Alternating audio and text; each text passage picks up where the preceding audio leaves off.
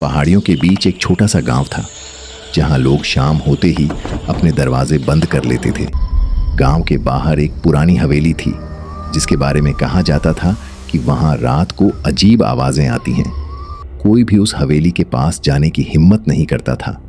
लेकिन एक दिन शहर से एक युवक अर्जुन वहां आया, रोमांच का शौकीन और निडर। अर्जुन ने गांव वालों से हवेली के बारे में पूछा तो सबने उसे वहां न जाने की सलाह दी, मगर अर्जुन ने कहा, सच जानने के लिए डर पर जीत जरूरी है। अगली रात वह अपने टॉर्च और कैमरा लेकर हवेली की ओर बढ़ा। हवेली का बड़ा दरवाजा चरमराते हुए खुला।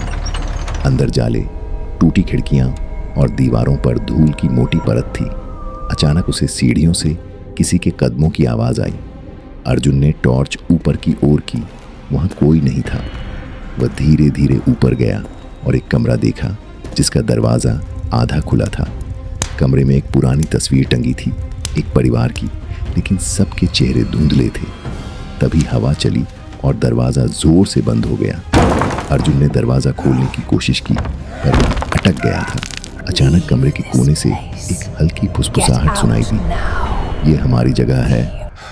अर्जुन डर गया पर उसने हिम्मत नहीं हारी। उसने कैमरा निकाला और हर चीज रिकॉर्ड करने लगा।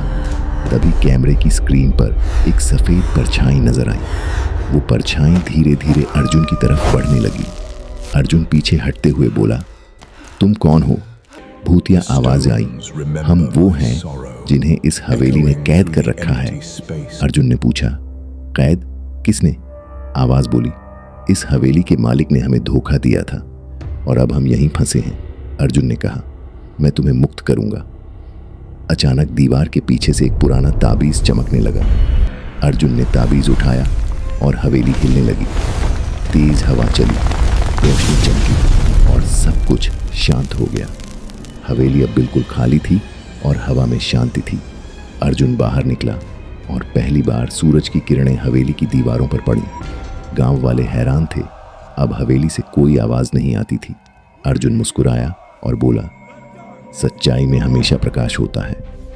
और इस तरह पुराने हवेली का रहस्य हमेशा के लिए समाप्त हो गया।